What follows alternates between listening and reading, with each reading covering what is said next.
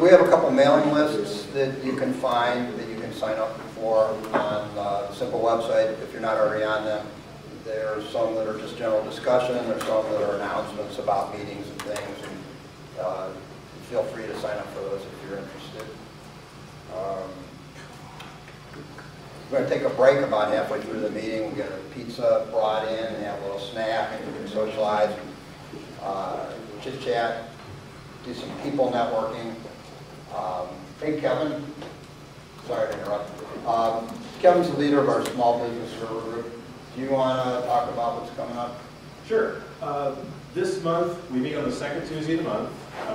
We may be meeting here, so if you want to come to the meeting, sign up to our group mailing list, and then I will post the address of where we're going to meet. 6:30 to 9 is the time. This month we have a wireless guru from Ingenious who is going to regale us and teach us how to do a lot of things with wireless. He has a degree in electrical engineering as well as IT, so he knows all about radio frequencies and all that other fun stuff. And they're setting up mesh networks and setting up wireless access points to avoid interference, how to tune them, how to tweak them. He knows way more than I'll ever want to know, I think, at this point. But he only gave us 20 minutes back in January because he had sick family members, so he's agreed to give us an hour this time. So please, if you're interested in something like that, please join us this month. And then I already have set up another vendor is coming in June. They might physically come, they haven't decided yet. It is Synology. They make NASs, they make security surveillance systems, and they make firewalls. We're going to focus on the NASs, but they'll also touch on the surveillance as well. They're going to be doing our June meeting. So the other one is remote from California? Yes, the guy that's next month, or this month, is remote from California, that's correct. Okay. Thank you. All right. Jan, you want to tell us what's coming up for next month? Yeah, thank you.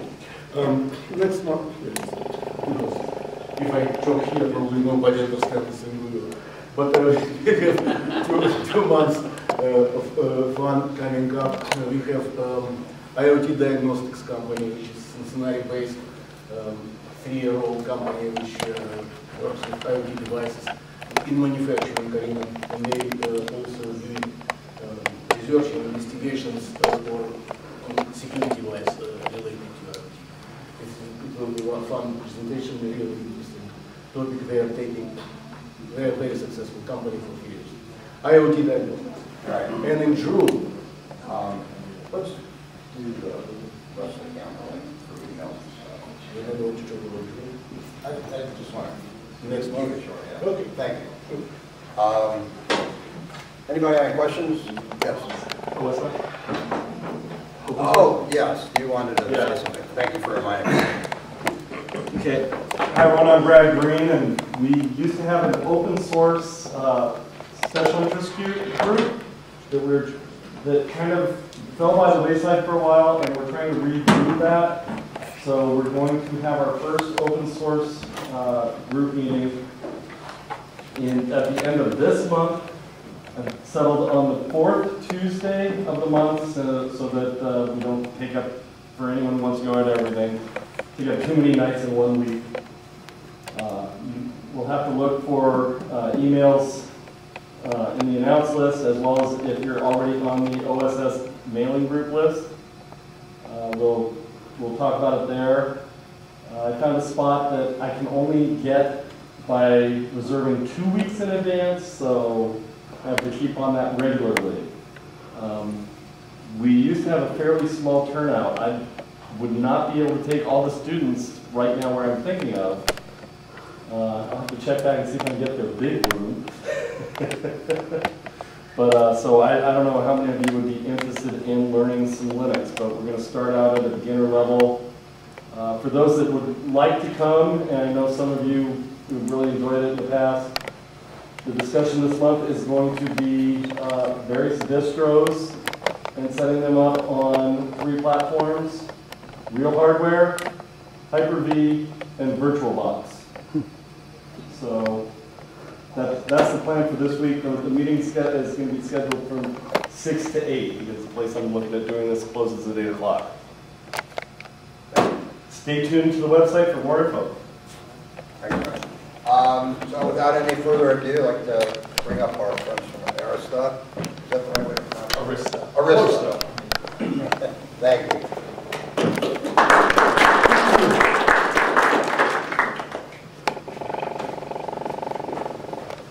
All right. Well, thank you very much for having us in. My name is Bob Fenner. I'm one of the regional sales managers for Arista Networks based out of Columbus. Hey, good evening, guys. Kevin Sullivan, local account manager, Columbus, Cincinnati and Dayton. We've got Mark in the back. I'm Mark in the back. Oh, yeah. Hey, Mark. Systems engineer out of Columbus for Arista. And we also have Brandon with us as well. I'm Brandon Greer. I'm a advanced services engineer out of Cincinnati. So how many people have heard of Arista before?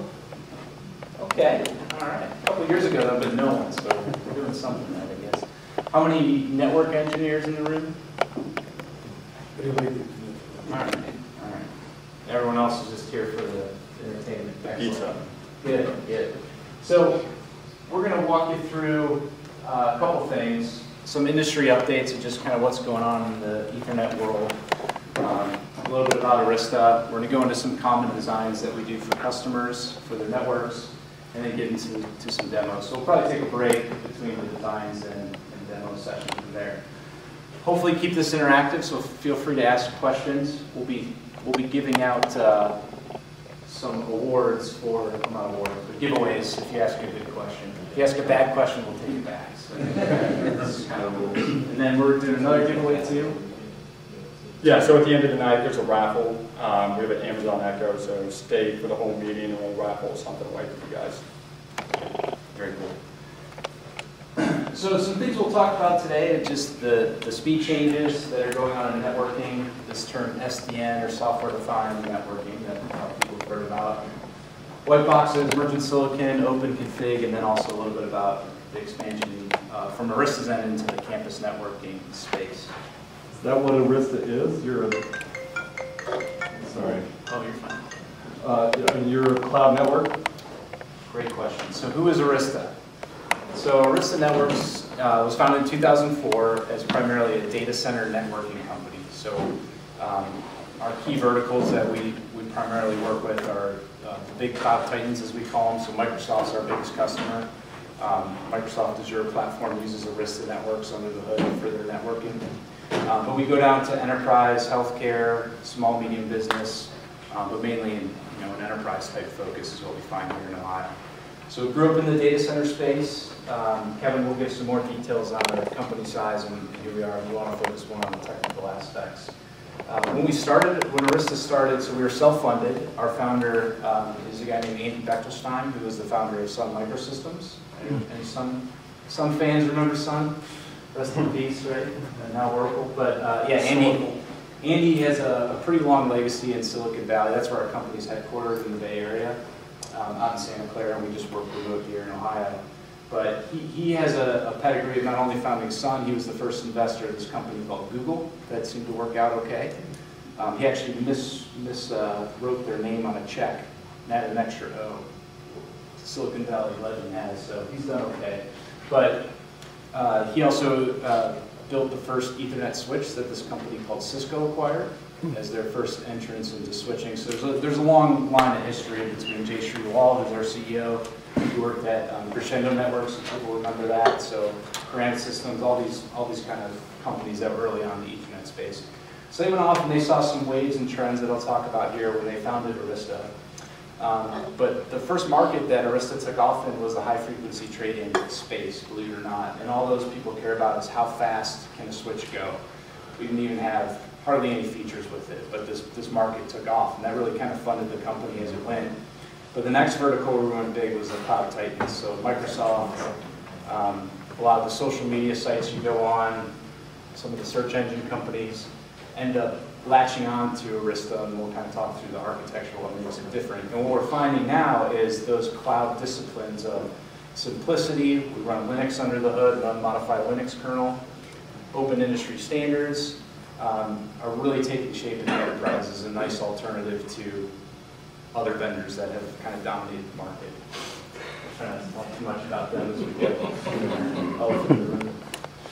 So from a speed, transition, just in case anyone forgot the date, we're in 2019. The Ethernet market's going wild. So 400 gig is out and shipping today, going to 800 gig, and there's even plans beyond that.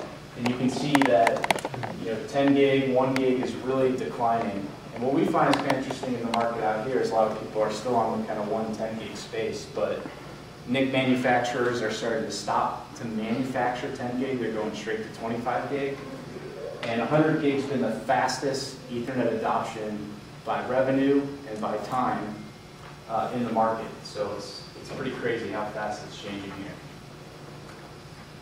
And Arista, at the heart of it, we are a software company, but we are shipping today 400 gig type systems.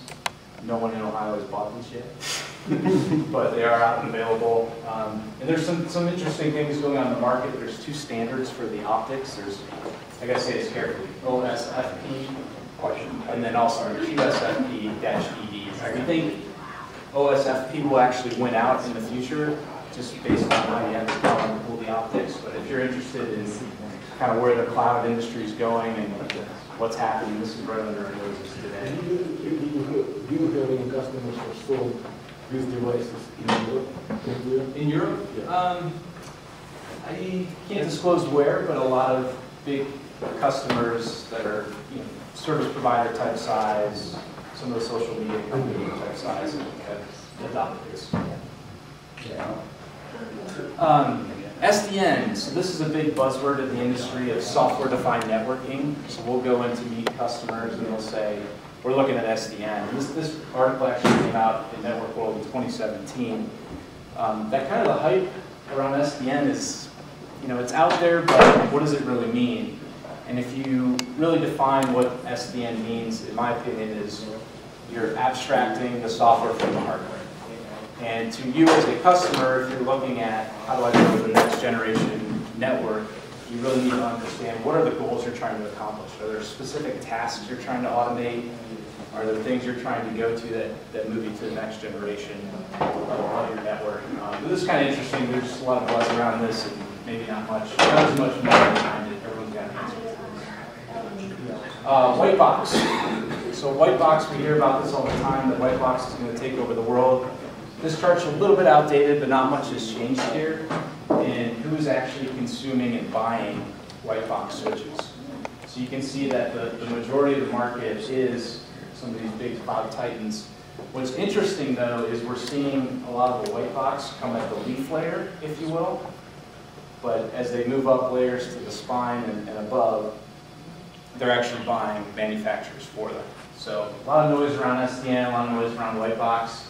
Reality is, hasn't really taken off as much as people say. Another key is merchant silicon. So merchant silicon are the actual chips that are inside the switches.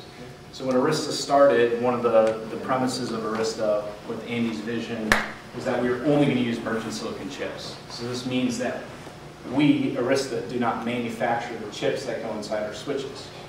Most people would say, well, of course, why would you spend billions of dollars in R&D to build these proprietary chips? But other vendors do that today. And the problem with this is a couple things. One, if you build an R&D factory, you've got all the money that you spend into it. You've got the years of development cycles that go into the chips itself. If you get to the end of that development cycle and the chip doesn't do everything you thought it should, what do? You can't throw away that money and that investment. We've seen people say, well, we'll just launch a new product around that.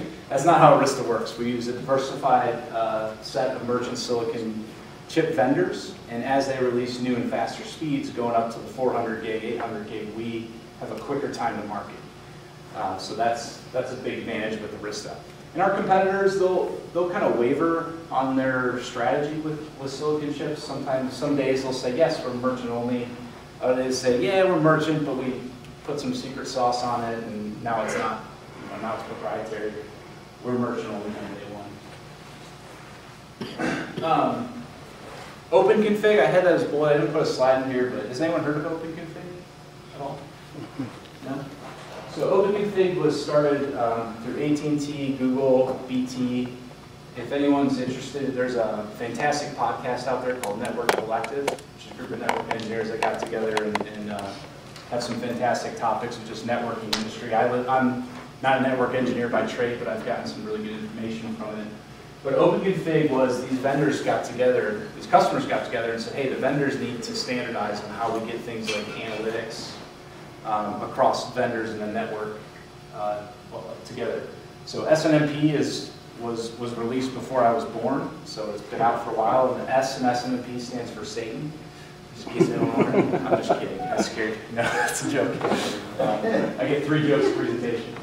So SNMP, the problem with SNMP is it's pulling the information, and there's a lot of gaps in between when you can get that. OpenConfig and the way they can deliver streaming telemetry is instantaneous. So anytime anything changes, it goes. We use that as an open industry standard with our tools in CloudVision that Mark will show later today. It's not specific to Arista. That's a theme you'll hear over and over again, is we're not trying to lock you into our product or our company. We're all about the openness with it. And then campus. So Arista has grown up in the data center, which is a pretty sizable market, 23+ billion. We also do routing as well. We don't actually make specific routers. We can take full internet feeds in our switches. So we can do up to 2 million routes programmed into hardware, which is pretty cool. So we believe in routing, not routers. And we're soon to expand, well, we're already there actually, into the campus market. So we acquired a wireless company called Mojo Networks last year. So we have a wireless option. We can do campus core, and then we'll have some additional announcements later this year around things we can do there. So that's it, just kind of what's going on in the industry and networking world. Any questions or comments? You got the prizes? Okay. I do have a question, but it may not be for right now. Yeah. Is you got all this high-speed stuff in optic, which is not durable. So what are campuses going to do? Where they can still go still cap by a cable or other cable to the actual desktops because the optics are not durable enough. Yeah. So you're asking about, like, if we were trying to go like fiber optic to the desktop, is that? Yeah.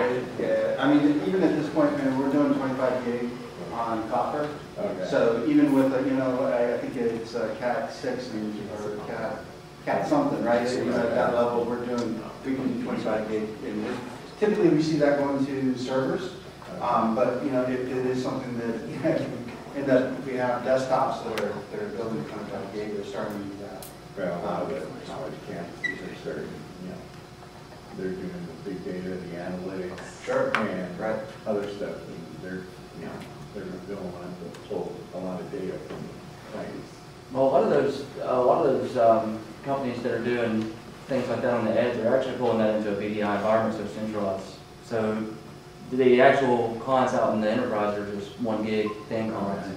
So they can collect all the analytics in the data center where the VDI environments are without having to really pull a ton of data from the actual edge. But most of that, I mean, we make copper 1 gig switches, right? But most of the drive for higher speeds in the edge are actually being pushed by like M-gig and wireless. So you don't really see it much from the actual clients themselves because everyone's trying to move to thin clients and wireless for the most part. Yeah, we're used to work at UC, we had more people on the wireless than we had on the wired. Yeah, exactly. Yeah. High density wireless environments are going to keep exploding. Especially with IoT. You probably walk around with how many IP addresses on your body. Just in a normal day. So that's most of that is wireless. Which means the surface of attack is True. Cool. So here in the next section, what we're going to do is kind of answer your question a little bit about who Arista is. We'll spend 15 minutes kind of talking about who Arista is, what we do, and how we kind of differentiate in the marketplace. So if you guys have questions, feel free to kind of jump in and ask as well. But this is kind of Arista's value prop, right? We have a lot of customers in the area, about 5,500 customers globally, and when you ask them why they partner with Arista, it comes back to these 5 kind of reoccurring themes, right? So the first is we're extremely simple, so it's a very simplistic type of architecture. So on our switching platform, from your data center switches out to the campus, we have one operating system, right? Multiple other kind of providers out there, there's multiple different operating systems across the different product lines or different portfolios. Also, we only have 5 licenses, right? So we don't license you guys out the wazoo. It's very kind of simplistic and elegant with our licensing structure. Second area is it's all industry standard based solutions. So the big thing to note with this, if you guys aren't an Arista customer and you're interested, right, it's not a whole new learning curve. So the way that you guys have been managing networks today, whether you guys are using VXLAN, EVPN, MLAG, the same type of network protocols that you've been using for the past 20 years or so, interoperates on our platform. It's universal. Third is we're open. So Arista has about 18% market share in 10 gig switching or above. So if you kind of flip that, on the flip side of the coin, there's roughly 80% of the market that we have to be able to integrate with, right? So within your guys' data center, if you guys have kind of best in breed technologies, it's all open standards, right? Integrate very everything that you guys have. Fourth area is excellent customer support. So I worked at a couple OEMs prior to joining Arista, and Arista's TAC is the best for any company I've worked for. We only have level 3 engineers, so there's not level 1, there's not level 2. You're automatically talking to a level 3 engineer. And then I guess a stat is if you guys call in, average time when you call in to resolution is 26 minutes. So it's extremely fast, back up and running as soon as possible. And then you're suggesting that you do not have any outsource? We don't outsource it either. So when you call in, you're talking. No, sir. Yeah, so it's Arista badge, and it's kind of all of them United States. It's global. All of the United States. It's global. Follows the sun. Jack, I think in Dublin. Yeah, Ireland and India. So what do you mean for those folks? I mean that Well, they are across the globe. Well, Arista is a global company, so we have. Okay. Yeah. And I would say kind of the outcome of the 4 things that I mentioned is kind of our software quality, right? So I don't think there's any customers in the room, any Arista customers, but this is kind of what you can expect with your first 12 months if you have an install base of 100 switches, right? This was kind of what your support experience or your overall experience would be, right? So roughly you would have 7 support requests in the first 12 months. One of them could be a bug, right? Obviously we're not perfect. Issues do kind of arise, but that's the reason we kind of have the TAC review in place. And then you can see down the list. But how many customers would you say we have in the Columbus market, or in the Ohio region? Yeah, probably close to 200 different customers. And I mean, it's not uncommon. When I went and visited a customer a week ago, I mean, they haven't had a support case open in 2 years, since 2016. So I think the moral of the story from our quality is you put these boxes in, they just work. So here's Arista, right? Bob mentioned earlier that we're a networking company, right? We were founded by Ken and Andy 11 plus years ago. Kind of made our bread and butter in the financial industry, right? And then we kind of took over the cloud tie-in, so the Googles, the Facebooks, the Amazons. But since then, we've kind of spread to the enterprise space and the commercial space. So today we have 5,500 plus customers. We have over 20 million cloud ports shipped. I mentioned that we have an 18% market share. In terms of revenue, we're on the normal calendar year. Last year we did 2.1 billion, and kind of the trajectory is going like this, right? So next year we have goals to kind of eclipse and do like the $3 billion. Are you a public company or are you private? Publicly traded. I think the stock price today was trading around like, what was it? 320. $320 a share. So, What are your goals or estimated port ship for next year coming up? it's a tough one. Yeah. More than that. Yeah. More than Some 100 million. of this stuff we can't share because we are Yeah. publicly traded, but if you kind of look at the ports shipped versus the number of customers, should tell you that we've got some very, very big networks that are standardized on this. That's a good question. And then I would say just kind of a validation. This is Forrester, but if you look at IDC, you look at Gartner, any kind of third-party review company, Arista is up and to the right. We're either number 1 or number 2 in data center networking. So question for you guys. What do those numbers up on the screen illustrate? You guys get a prize if you can. Dashboard? Dashboard? No, market cap, integration. Market cap. And you got it. Yeah, there we go. You got it. So those numbers on the screen, right? I mean, when we walked in, Bob asked a Thank you question. very much. It's your lucky day, man. Of course. So Bob asked a question. Who's familiar with Arista? Who's seen it? Obviously, there's a couple hands raised, but when you look up here on the screen, right, all these companies, you guys are probably very familiar with them. You probably have them within your data center. And when I saw this slide, I actually found it kind of astonishing that in terms of market cap, Arista has a larger market cap than some of these other companies you're familiar with. Yeah, it's kind of funny too because we'll talk to some customers that are like, well, are you guys a startup or we never heard of you? But they may have all these other vendors in their environments. Yeah. I understand Largest if you are company growing. never heard of. Yeah. I understand if you are growing. But for us to understand really how we grow, do you have data of a year ago market cap or what changed? What's driving that? What's driving that? No, not what's driving. How market cap for Arista changed since the year, let's say 2018, the same year? Yeah, we don't have that, but it's probably doubled. I mean, that's what I was. I'll look that up. Yeah. And another question: who is your major competitor? Main competitor? It starts with a C. Will let anyone Yeah, guess? No, this is a trick question. Yeah. It starts with a C. Can anyone guess? You're all wrong. It's complacency. It's the number one competitor. It's the number one competitor. So kind of the heart of what we do, we're a software company. Obviously, we sell switches, but underneath the hood, it's all about Extensible Operating System, which stands for EOS. So this might be kind of the operating system you guys might be familiar with, kind of that message passing type architecture.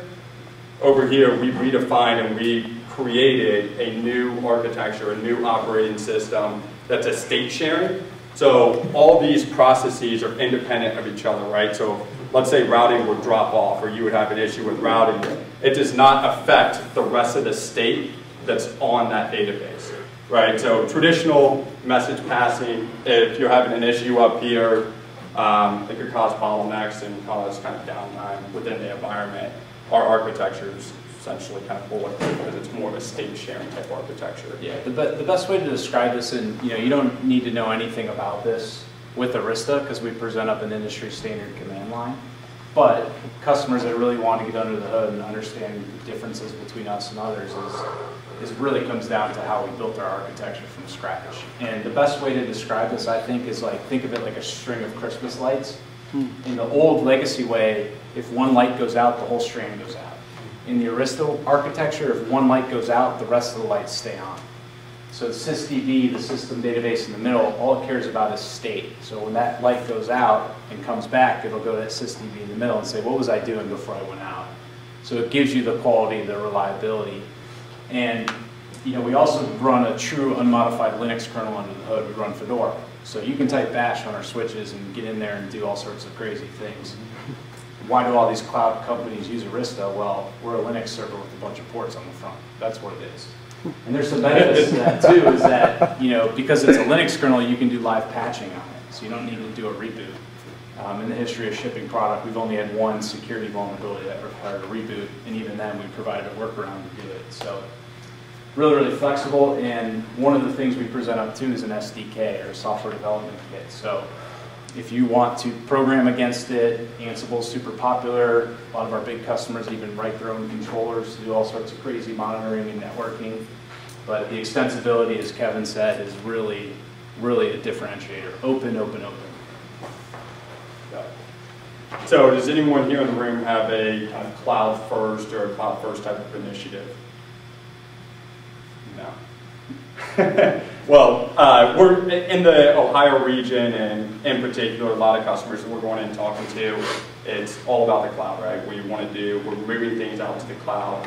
So as Bob just mentioned, how we have EOS, which is our operating system.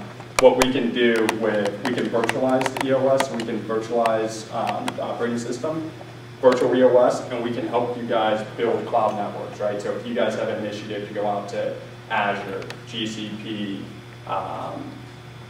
AWS, right? We can help you guys kind of build those same type of networking architecture that you would have on-prem and deploy that out into the cloud of your choice. And same type of command line, same type of networking protocols that you guys are familiar with, and just extending that out into the cloud. Yeah, we can extend it in private cloud as well, right? Public. Well, we can. I'm asking about that. Yes. Can you extend in private? Sure. Yep. Yeah. From a network person's perspective, a lot of businesses are going out to a cloud or whatever cloud it is, on their own without including the network team. But when there's a network issue or you start growing at scale and you've got tons of VPCs, it just gets unmanageable. And then when there's an issue, they go to the network team and they say, hey, fix, the cloud's down. You're like, well, what do you mean? I didn't set that up. You set it up.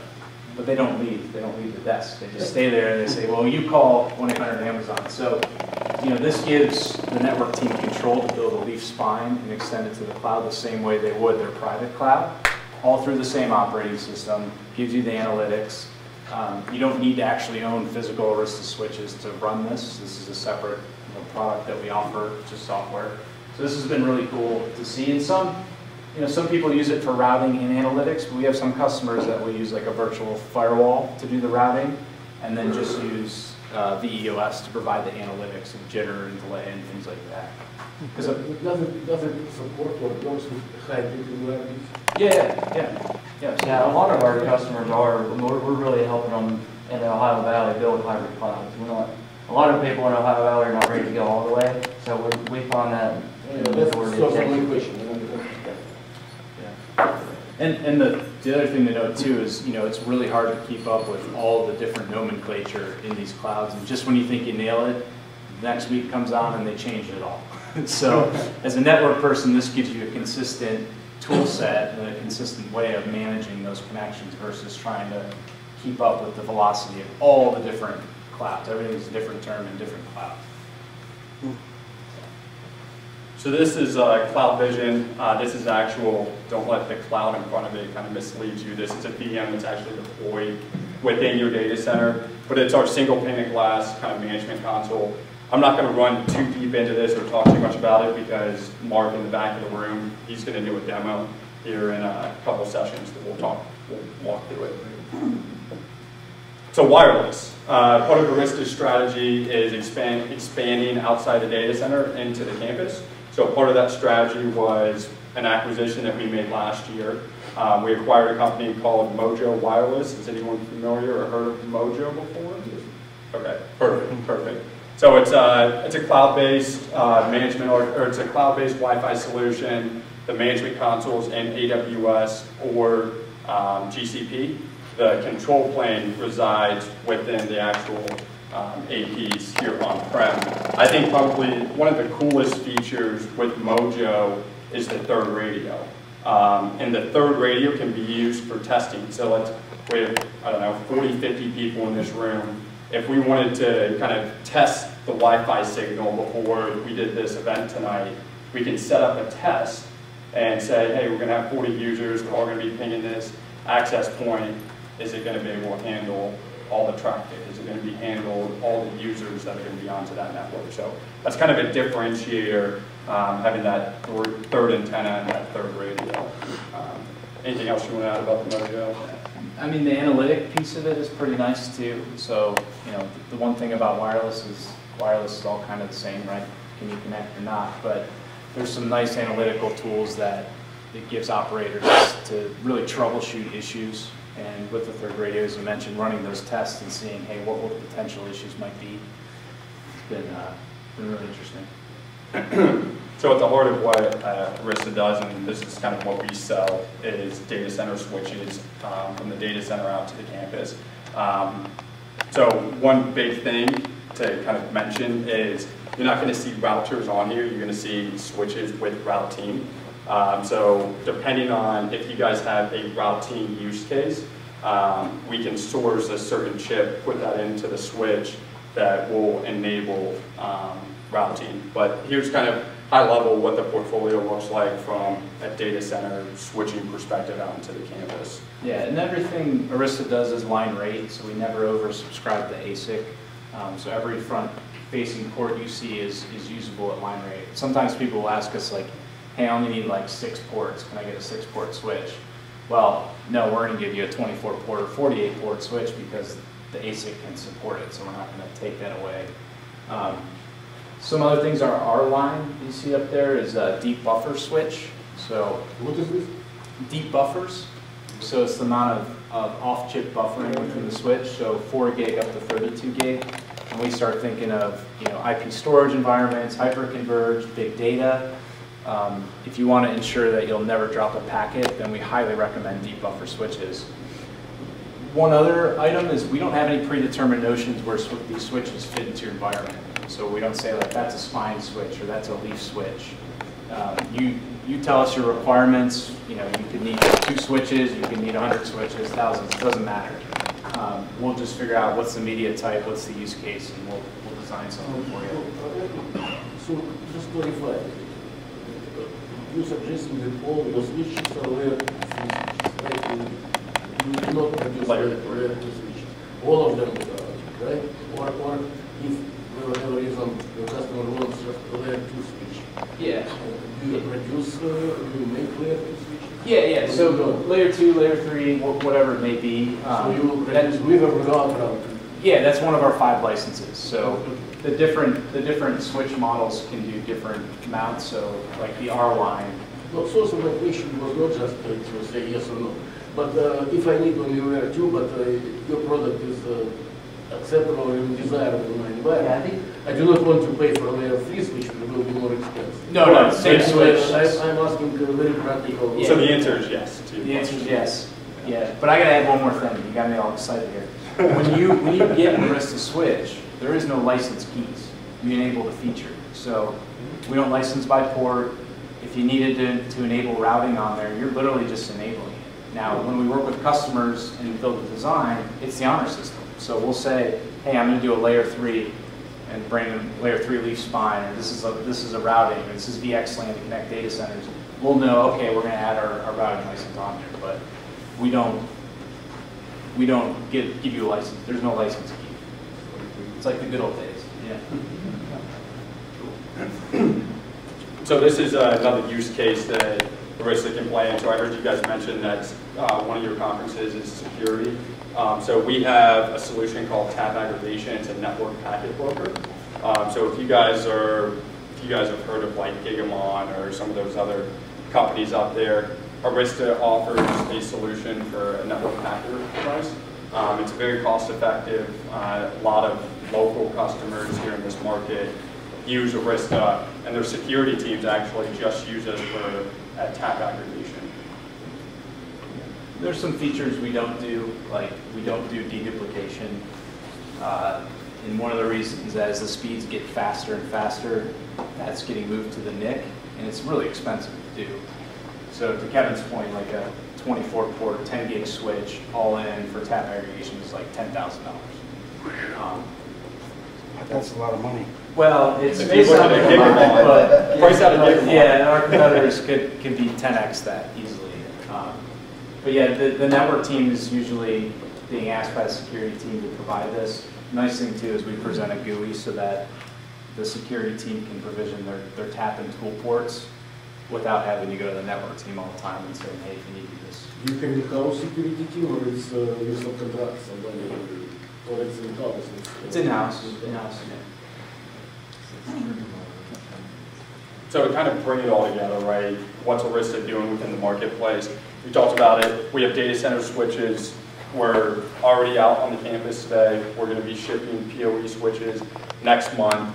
If you guys have a cloud-first type of strategy, or you have what I should say, a hybrid type of strategy, you want to build cloud networks, we can help you with that. The cool thing to know, and the big thing to know, is across all of this entire portfolio, it's only one operating system. So it's not a different operating system or a different management plane when you go from data center to campus or out to the cloud. And everything ties back through CloudVision, which we'll talk about in a couple sessions. So what's your smallest customer? 2 switches, or a single switch. Yeah. So where do we go from here? You're one of the founders. Yeah, well, they're mentioning groups earlier, and I know a few folks here have attended. So there's the Ohio Networking User Group, onode.org, if you want to check it out. There's also a meetup page. We're at 498 members, I just checked, so we're really trying to get to 500, and I hope this room can help. But this is a vendor-agnostic group. This is not an Arista group. Other vendors present and join, customers present, but at some point in the networking world, people stop talking, and we're trying to get people back together and talk about all these industry trends and what's going on. So we host usually quarterly meetups in different cities. The next one's going to be in Columbus, May 23rd. So check that out if you're interested. We were just in Cincinnati a few weeks ago. I'm understanding it's Cleveland-based, right? We have folks from all over. There's, yeah, some of the founders are from Cleveland. In fact, I guys, and I haven't heard about them, that's why I asked. Yeah, so yeah, if we travel, it's kind of a regional event, so we do it like once a quarter, and then we'll go from Cleveland to Columbus to Cincinnati. Back around, yeah. We're about, I think we just crossed our 2-year anniversary, so we're pretty young, but happy to cross-pollinate or get involved. But it's not a sales pitch, I guess that's the biggest thing. I mean, I understand. I actually like presentations. In general, the organization was excellent, and great people here. So yeah. Training, so we do a lot of free hands-on trainings. We call them Arista test drives or ATDs. But we're also branched out. We've done some Ansible trainings. If you're interested in programming and automation, just different events, you can reach out to Kevin if you want to get involved. The EOS Labs, so you can go to arista.com, you can create a support user account. It'll give you kind of a bridge version, and you can download our software and run it as a VM, VirtualBox, or GNS3, whatever. So you can type the commands. There's 90% of the features work. The only ones that don't work are the ones that actually need the physical chip themselves. But go crazy with that. I mean, you can mock up environments. You can, I mean, I downloaded it. I get in there and honk around trying to type commands and get yelled at, but it's cool. And then we love to do demos, so if anyone's interested in getting some switches or mocking up an environment, we do that a lot. But I think the message with Arista is simplicity, open industry standards, and really education, industry news. There's so much going on in this space, and the one vendor that controlled the market for a long time, we're breaking that down, breaking down the walls, breaking down the barriers, and making networking hopefully fun again. Does EOS have any movie? Yes, so that would be CloudVision. So we'll demo that. So if you built out a topology with just Arista switches, it would be command line. CloudVision is that central management point. Again, we're not trying to lock you in, so you don't need to use it. It is specific to Arista. It allows you to stream open config and telemetry to it, but also we'll show you it. Okay. Cool. so we're five. Sorry, another question. Oh, go ahead. So you kind of briefly touched on you have 5 different license types. Could you just explain what those are? Yeah, so routing would be one. Tap aggregation would be another one. CloudVision, EOS, and the 5th one is our V license, stands for virtualization, which is some of our advanced plugins with like Nutanix or VMware. That's it. Now, as far as Nutanix, you have just collaborating with them or kind of relationship with them? Alliance partners. we have a reference architecture for them. Yeah, that must come because we have a couple of flags. Yeah, so we integrate with Acropolis or hypervisors, so we can do some automation. We do that with VMware too, where you can, the server, whoever's managing the hyperconverged or the VMs can automatically provision VLANs through Arista. So the EOS is the operating system of the switch. Yep. And the CloudVision is the dashboard for multiple switches. It's our management plan. Yep, management plan. Management. Okay, I was starting to get them mixed up in my head. Well, no, that's a good point, because we do not have a controller. A lot of times people say, what's your controller? CloudVision's controller-isk-like, but it's not a controller. It's just the management. It's software. Yeah, it's management Yeah. software. Everything it does is just literally an API call to the switches themselves. Okay. So do we want to? Oh, go ahead. Yeah. We got more to give you. What's the relationship with extra hop? Extra hop, so we just act as a tap aggregation device with them. So we're just the packet broker. And a lot of times they actually use Arista tap ag switches in a lot of their POCs. What about, similar question, HPE? Yeah. The first time I heard of Arista was, I was switch shopping, and you know, the last time I had done it was many years ago, back in the ProCurve line. Yeah. So when I was looking at HP switches again, it wasn't HP, it was HPE, and what I read at the time was those were powered by or manufactured by Arista. Is that? Yeah, so HPE has a reselling agreement with Arista, so they have a data center practice, and Kevin came from HPE, but yeah, there's going to be a lot of overlap with our expansion into campus, so you can buy Arista switches through HPE, but the strategies are kind of going like this. The HPE switches run the No, they're Arista EOS? switches. No, we manufacture them. Do they work with CloudVision? No, they're Arista Those are switches. Arista only. So they had an OEM agreement which allowed HP to sell Arista switches on HPE's paper. So there was no R&D done on the HPE side. It was just an agreement between the two companies because HPE didn't really have a true data center networking switch. Okay. So to play in that market, they signed an agreement with us and they were able to resell our switches on their paper. The only people that actually, we have like, I think 6 white boxes that our EOS will be ran on as a service. That's it. But for the most part, it's all our equipment, our hardware.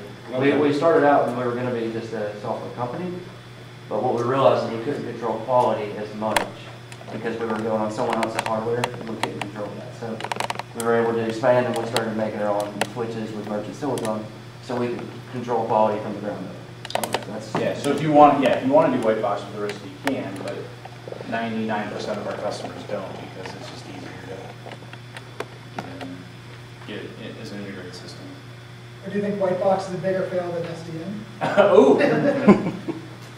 You know, I come from the storage world, and you know, I think at the end of the day, people just they don't want to be extorted, right? They don't want to pay vendor prices for things. But I mean, white box is a real thing, but that's a great question. That's a cool question. Neither white box or SDN are dead. I mean, I don't think either one of them are going.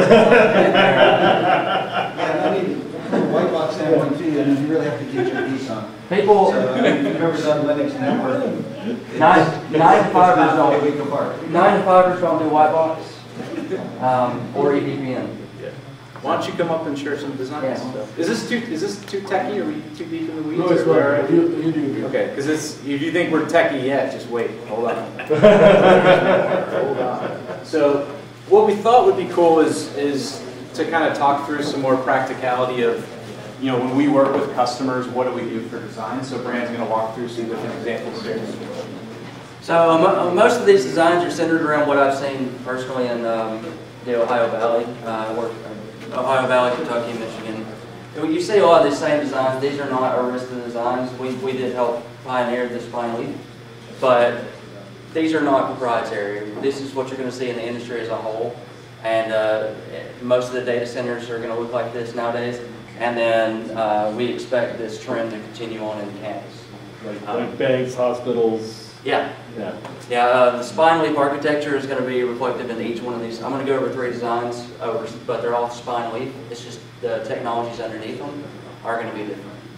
So we're going to start out with a layer 2 leaf spine. It's significant to note that this whole fabric is layer 2 only, except for on the spines. All your layer 3 presence would be on the spines in this, running, I've got up there MLAG and VR. So our technology for a layer 2 port channeling manipulation is MLAG, multi-chassis link aggregation. This is an open standards technology. And then for layer 3, first hop redundancy protocol, we use virtual ARC, which is an active forwarding mechanism through first hop redundancy.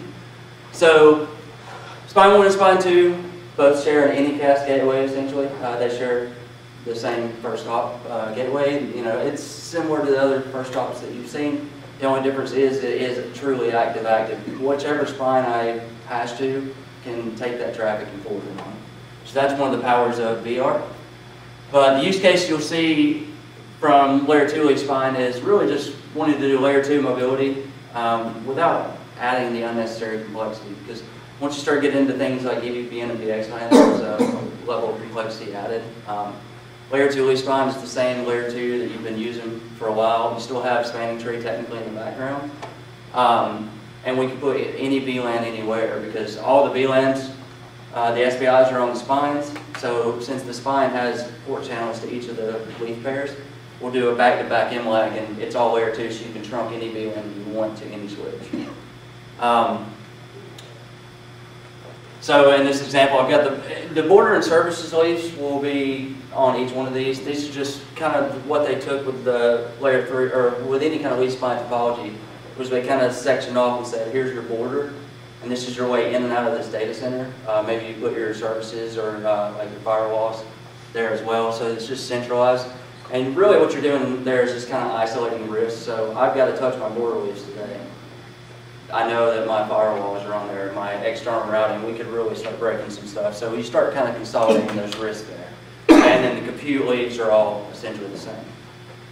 So some of the benefits, I did talk about it being simple. It doesn't add that extra layer of complexity. And it's predictable because it's still layer 2 semantics throughout the entire fabric that you're used to. Spanning tree, trunking, flooding mechanisms, conversational learning through a MAC address table, it's all there. What we're able to do is get more bandwidth out of this because MLAG does allow you to use all 4 ports of a port channel, for example. You could add more ports to the port channel if you wanted to, but you know, legacy days you could only do a port channel with 1 switch. Now we're able to, I mean, this is not something new. We do it a different way with MLAG, but this is just a mechanism that we can start using all that bandwidth over multiple chassis. Centralized layer 3, I've also got this in a drawback, but it's also a benefit because you know that those spines are pretty much everything in this fabric. You're going to go there whenever you want to make a significant change or a routing decision. And any VLAN anywhere, we have layer 2 mobility here. We can decide where we want to put any server. The drawbacks, you are limited to 2 spines. MLAG is a 2-switch ordeal. So this can be a drawback if you really want to scale high. That's when you start getting into layer 3, either just layer 3 leaf spine or layer 3 leaf spine with the XLAN, which we talked about. That's not to say that MLAG and the layer 2 leaf spine can't scale high because, I mean, for example, we have a 16-line carbon chassis. That's a lot of scale, a lot of 2 spines. So, and if you need to scale with MLAG, you still want to keep it simple, you can definitely do that. It's whenever you start really needing a lot more bandwidth and you really want like the layer 3 extensibility that you're just going to start getting into more spines for bandwidth. And we'll talk about that. Let me say something. Just joke a little bit about spine. Is it 1 switch or group of switches, or I'm not sure what we do. So the leaf spine architecture is essentially your spines are at the top in this design. Your spines are only going to be really a transit for everything. And in the layer 2 leaf spine, they're a little bit more significant because all your routing is placed there. But it's a centralized location for traffic forwarding. So what we do is every leaf only hooks into a spine essentially, and then everything else hooks into the leaves. The only things that should ever go into the spine are leaves. So that you're essentially... Spines provide redundancy, right? Yeah. Redundancy, just centralized traffic flow. You'll see they'll have a little bit more of an impact in layer 3, because the layer 3, the spines are actually all your... Essentially what you're trying to do here is build a chassis out of switches. You're a switch out of switches.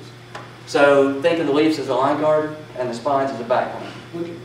So that's essentially what they're here. Now in layer 2 leaf spine, they are more significant because your decisions are made there. When we start moving to layer 3, you'll see they're really just IP transport. Spanning tree still exists in this design. MLAG just does some manipulation by tunneling the BPDUs over the peer link to an active switch. It's still active forwarding, but what we do is just manipulate the spanning tree by tunneling traffic and centralizing, only making one response to a BPDU to build a spanning tree. All routing in and out of the spines, like I said, this can be a benefit if you really want to just keep your risk and understand your network at a simplistic level. But it can also be a drawback if you really need to start introducing layer 3 into a leaf. You got to start maybe routing into an SBI, or you need to actually incorporate some kind of routing to your spines through your leaves. Generally, I don't see that unless it's a specific use case. But there are things that you can do in this environment that can make it a little bit more complex. Any questions on layer 2 leaf spine? Okay. So layer 3 leaf spine, after this you'll see layer 2 leaf spine with the VXLAN, but in this traditional sense here, we're just going to talk about layer 3 without any kind of overlay. So what you're looking at here is a complete IP fabric. It's the same design methodology as far as the spine leaf, but in this you're just talking about traditional layer 3 like you've been doing it for years. So you've got subnets down here on the leaves that are isolated. So there is no layer 2 mobility here. We've only got, as you can see, I've got 10, 10, 10, 0/24 on this MLAG pair. The spines are only IP transport. Nothing, you can see I even took out that link in between the spines. They're nothing but IP transport. Forward, up, and down to another leaf. Everything's 2 hops away. And then compute leaves 3 and 4, you see I've got 10, 20, 20, 0/24. Those subnets cannot leave that top of rack switch. Without any kind of overlay technology, we are stuck with traditional layer 3 to where you can only have a subnet in one location. So that was kind of the issues with scaling in the future, or in the past with campus and stuff, why people really stuck to their layer 2 topologies. Is, for example, I came from healthcare, and we needed one VLAN to span essentially a whole campus. You can't do that by doing layer 3 to the edge. So that's where things like VXLAN will come into play. But all these up here are point-to-points. From the leaves to the spines, I generally use /31s because it's a very organized design. You can do whichever way you decide, but I always do an even number on the spine, an odd number on the leaf, so that I know kind of what to expect. You're talking about the mass. Yeah, the cider mass. So yeah, and /31s allow you to use a lot more of your range. If you use /30s, you still have, you're using up to unnecessary addresses. You don't need broadcast in this fabric. Okay. And then again, you have your border leaves that come in and out with layer 3 firewalls, whatever. That's just your way in and out of the data center. So the topology is the same. If we start talking a little bit more about the use cases, layer 3 leaf spine is generally used when you don't have the need for layer 2 mobility on the hardware side. So commonly used in places like NSX or Kubernetes. So those are things that have their own software overlays. NSX has NSXT has Geneve, NSXB has VXLAN. Kubernetes has its own overlay. It's like Docker, any kind of containerization, they have their own overlay technologies built in, so you may not need VXLAN or anything on top of that. So what we really want to provide is an open standards, very fast and stable, agnostic underlay. And that's what whenever we talk about pure layer 3, we're kind of calling it an underlay. This could just be the nature of the fabric being layer 3 and that's all you needed, but it could also be that you just needed an underlay for these host overlays. So benefits, simple IP transport, which has a less of a learning curve. Any routing protocol you want to use, we're anything that's open standards, we support. We do ISAS, OSPF, BGP. We don't do the one that starts with the E. So yeah, we're just trying to stay agnostic on that. Layer 3 is highly scalable. If it went back to here, I could add 10 spines if I wanted to. If I really needed that much bandwidth, the rule essentially in layer 3 leaf spines is if you need more bandwidth, you just add another spine. That's the most efficient way to do it. And then you have equal cost multipathing hash, and you can use every link at any point in time. So that's where you get the high bandwidth out of is equal cost multipathing. Brandon, can you back up a slide for a second? Yeah. Didn't, like, the last series of slides say you can only use 2 spines? For a layer 2 leaf spine. So layer 2 leaf spine, since you're using MLAG, you have this pair link in between them. You can only have that partnership in an MLAG pair between 2 switches. So that's the limitation of MLAG. Now you can still scale based on just the size of the chassis, but you can't get any more than 2 chassis out of a layer 2 leaf spine for a spine. Just by the nature of the way MLAG works. It's to be the same with like VPC. But since this is all routed, it's all we have to do is just have point points. You can add 10, 20 spines as long as you have enough point to points. And you know, we carry a lot of pride in our state. We talked about our routing tables that could do 2 million rounds, right? That's an expensive switch, but it's pretty sweet. But generally speaking, in the data centers I've seen around here, we don't even have people that try to do like 10 spines. The biggest customer I work with uses 3, and they're pretty happy with 300 gigs of bandwidth. Because when you start talking about 300 gigs, if even this topology, it's 200 gigs to this leaf, 200 gigs to this leaf, total 400 gigs uplinks. Because these are active too, so you're using both these switches for bandwidth. So you got a lot of bandwidth just in 2 spines. And then if you put that's 100 gig. If those switches are 400 gig, you got 1600 gigs of bandwidth. No spanning tree, it's all layer 3. The only place the spanning tree exists is if you were to hook another switch downstream to your leaves. And the spanning tree domains would be at that point isolated just to a leaf pair. So these switches have spanning tree, these ones, they don't talk to each other via spanning tree. Drawbacks on this is the subnets are confined to one top-of-rack switch pair. So you don't have any layer 2 mobility. You have to choose where you want to put your host. You need this application in this rack, this application in this rack. It wouldn't support things like vMotion. Any questions on just layer 3 leaf spine? So this topology is going to be very similar, but the only difference is the addition of VXLAN, which is an overlay. So we can start doing layer 2 mobility. So now you see that I've got these 2 subnets on 2 separate pairs of top racks. We start introducing new terms like VTEP, which is VXLAN tunnel endpoint. Each MLAG top of rack pair is going to equal 1 VTEP in a VXLAN environment. So that's why I kind of drew an extra box around them, and then I added this layer of VXLAN. And note that VXLAN is only on the leaves. The spines are not VRF, not VXLAN aware. All they are is simple IP transport up and down.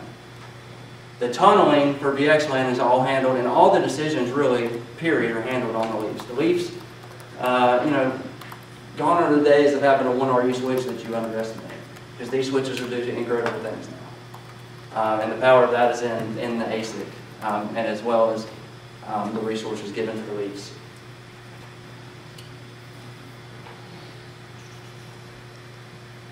So the use cases is when you do need layer 2 mobility, VXLAN allows for that. Multi-tenancy is also incorporated in here. You can have some level of multi-tenancy in like a layer 2 leaf spine, and it gets kind of weird to do it with a layer 3 without VXLAN, but it's possible. But generally when people say I need multi-tenancy at high scale, we're just going to automatically probably start pitching VXLAN. And generally EVPN goes along with that, which is Ethernet VPN. Which is runs on top of multi-protocol BGP. So that's when we start getting into the complexity of what this can do. There's a couple ways to do VXLAN, we can do it without EVPN. I'll kind of talk a little bit about that in the next slide. I'm not going to go into depth about VXLAN and stuff.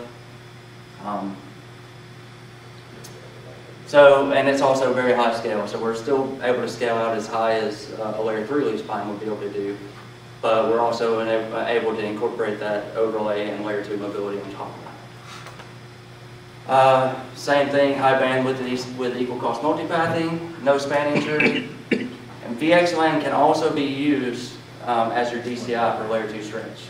Not everybody wants layer 2 stretch, but a lot of people do. So we can use that same protocol that's already in your fabric to also extend layer 2 across DCI so that you can have layer 2 mobility across data centers as well. The drawbacks of this is definitely complexity. VXLAN is its own protocol and it requires its own understanding. You need to understand things like an underlay versus an overlay. These are not impossible things. It's actually quite easy once you start getting in and messing with it. I think it's a lot easier to understand. Definitely, when you start talking about complexity is when you start talking about Ethernet VPN. I really like EVPN. It's one of my favorite technologies, but it was quite a learning curve, which also requires knowledge of multi-protocol BGP, which is address family, subsequent address families, and really just you need to understand BGP to use EVPN. I think it's well worth the time to learn. It's a fun technology, but it's not for everybody. I do joke that 9-to-5ers don't run EVPN because if something does go wrong, you really need someone in there that really understands it. So with the concept of VXLAN, what we're trying to do here more so than any of the other ones is simulate flooding behaviors over layer 3. So VXLAN is a data plane encapsulation. So what we want to do is really treat this whole fabric like it is one switch. So one of the things that happens in a layer 2 fabric is I get a ARP request. Well, I need to figure out who I ought to flood that to. I would generally flood it to every port except for the one I got it in on. That same mechanic still has to work in VXLAN. So what we do is use what we call BUM replication. BUM is broadcast unknown unicast and multicast traffic. So ARP is an example of that. So there's 3 ways to do this. Probably the easiest way, if at smaller scale, is head-in replication with a static flood list. So what that would mean is you create a flood list for each fabric or each switch that says, hey, VTEP 2 and VTEP 3, if I'm VTEP 1, they need to know about any of the traffic that comes to me. So if I get a traffic that needs to be, or a packet that needs to be flooded, in my flood list I've defined every switch that needs that packet. So then I'll encapsulate it over VXLAN and flood it to those switches. That's what head-in replication is. In the concept of static flood list, we configure each flood list manually.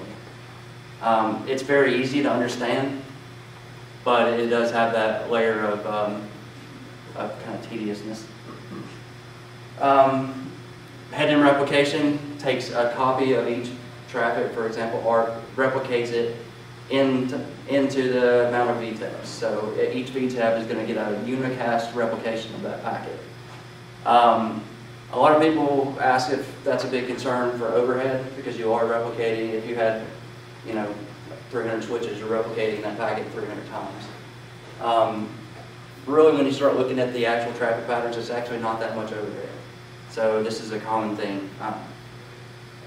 So the simplicity is the trade-off with that as far as the actual mechanisms that it uses.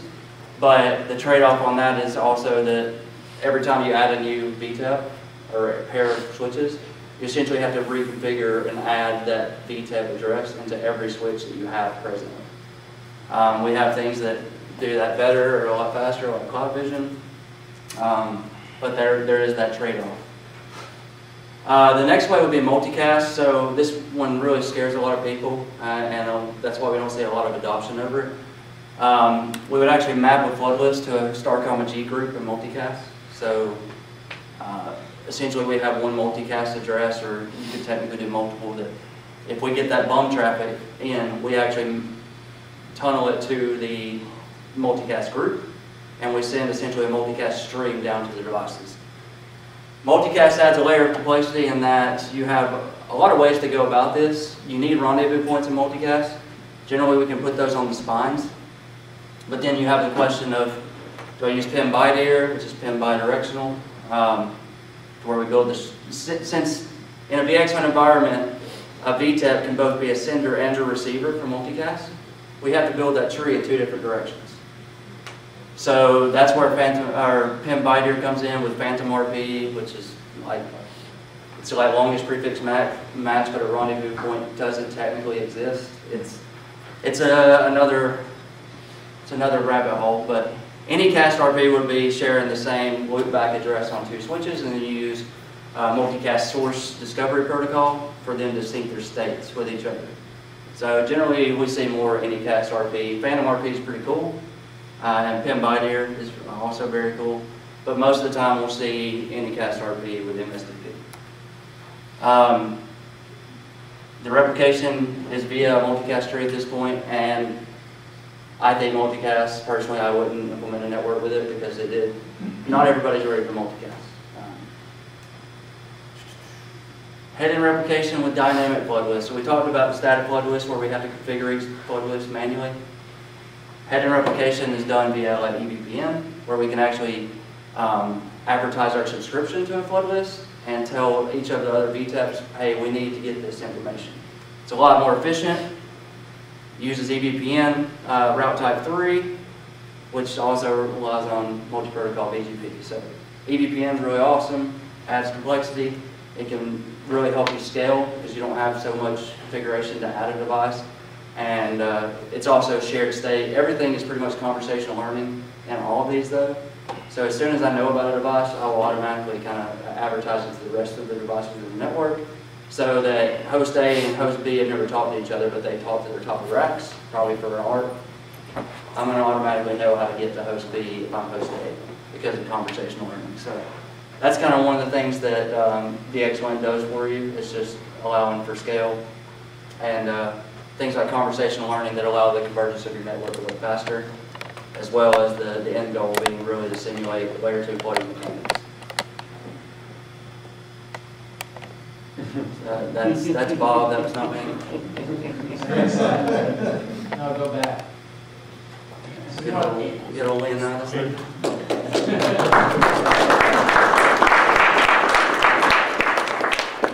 I didn't ask about final questions. If y'all have questions, definitely ask. We want to take a 5-minute break. At the beginning, somebody said that you had one security vulnerability. Can we understand what that is, or is that? I don't know what it was, but we only had one that required a reboot. So generally speaking, when we talk about the timing that is like 0.4 milliseconds, the difference between the two. Choosing your workspace, like I said, like Git branches style thing, they're checking out different. There's always a default workspace. They do that so that you can always, if you're doing it through programmatic API stuff, there's always a name of a workspace you can grab. And then from there, free users, if you're not 360, get 2 workspaces, other workspaces to work in, and then it increases from there based off of your contract. So the larger companies that have lots of things going on and have lots of different branches pulled out at once. Their merge conflict tool is not good though. So know what you're doing if you have a merge conflict in GTM, because you'll probably have to rip some of it out and put it back in. So it's good that you can work simultaneously, but it is not like Git meld. You're going to have some problems pulling that stuff together. Okay, so that's more or less the interface. So I want to explain the concept of the data layer first. But before I even do that, I'm going to explain what tags, triggers, and variables are, and then we'll go into the data layer. But basically, when you think of what we're tracking, there might be some certain information about this instance, about the user, about the campaign they came from, whatever it is. Throw any meta information out that needs to be collected in various sources. We're using Google Analytics as the example. The example could be anything. GTM has unlimited sources that you can send data out to. So just the stateful information that you need to send out to multiple sources. So it might be like user ID is a great example. You might want to send what my system calls a user ID to Facebook and Instagram, so I can link to the Instagram ID to the Facebook ID to my user ID, that kind of thing. So whatever you're calling that meta information, that's a variable. That's the what we're sending. What are we sending over to these people? Triggers are when. Is it a button click? Is it a page view? Is it a form fill? Triggers are the, when are we going to send this information to wherever we're going to send it? And the tags are the how. Tag is the JavaScript that gets compiled that's going to structure that information and send it off somewhere. So tags tell us, how are we going to get data from my website to Facebook? Well, there's a Facebook tag, and the tag is the how that's doing. What gets associated with that? A trigger. When do we send that Facebook information? On page view, on a button click? And then the variables are the what. What information are we putting into that Facebook tag to be sent over to Facebook? So those are the three breakdowns of what those things are and how they all kind of work together. I wanted to get that straight before we go into data layer, because data layer mostly has to do with the triggers and variables, but understanding those will make the data layer a little bit more clear. So let's think of a world without a tag management system. So you have to write this Facebook variable and you got to spend user ID. Well, I get the task, and then another engineer on my team gets a task that he's got to track an Instagram, and he wants to send user ID the same thing. And we're tracking it on the same button click. Well, what's going to happen? We're not going to talk to each other. We're going to write the same JavaScript. We're both wrote some jQuery function that grabs user ID from somewhere on the page. But I might have grabbed it from a different meta field than he did. It might have been stored somewhere else on the page. Where was user ID? Oh, I got it from the query parameter. Well, it gets stored on the form when it comes back, so I got it from the form. We're looking at different places for the same information. And we're both writing the trigger when it's going to happen. Duplicate code, duplicate values where we're looking. We need all this stuff to look in the same place. So thus comes the idea of the data layer. When we're reading values to tag, let's make an object that holds all the values we're ever going to read. If we're going to start reading a new value, it goes in that object. We all look at the same place for that value. And then, instead of making it just an object, let's make it an array that receives objects. And that array will be overridden so that when things are pushed to that array, we can identify different keywords on it to identify different events. So if someone clicks on a button, all we do is take all the information from that button click that is meta information and a unique identifier for that button, push it to the array, and now we're all listening to that one spot, and we know what happened and what information and what tags to fire based off of that. So what we did with the data layer was kind of take this universal people writing code everywhere and say, let's all get to one spot, define all the events we're going to track and all the information that's going to be tied to each of those events. Then when we fill out all of that information, we code one time. We go through the whole site, we find all the events that we want to track, all the information, push them to the data layer, and then we just tell GTM, listen to this one object, and then each time that object's interacted with, say, if it's this thing, fire this with this information. If it's this thing, fire this with this information. And since we have it all in a centralized place, we're able to kind of treat it a little bit more systematically and a little bit more organized, so that we can have a development life cycle around this and stop having people writing little pieces of JavaScript that's over the place. Now we can have a singular place that we're writing all of this in a structured way that we interact with it. That's more or less the data layer. I wanted to kind of explain that concept before we get into this. Its job is to add information to GTM tags via variables. The variables are populated from the data layer, so that what that we're sending to things, the way that we tell GTM that those meta information is through a variable being defined and being pushed into that overridden array that I was talking about.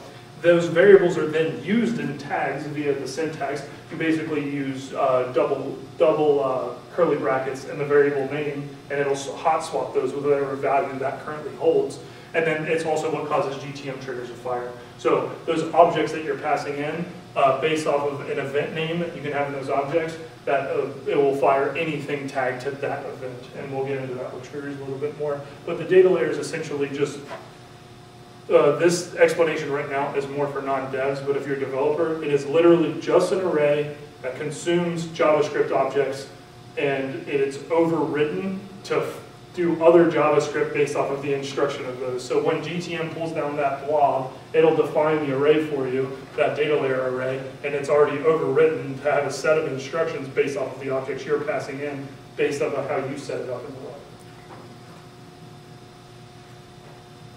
So this is an example of how it works, kind of the flow of it. So when GTM spawns in, it will define the data layer for you. So you can define it before with some set values in it. You cannot define it after, because what would happen? Anybody that thinks about the array is overridden with a set of GTM instructions, and then you say data layer equals array. Those instructions are gone. It's just an array. It doesn't do anything.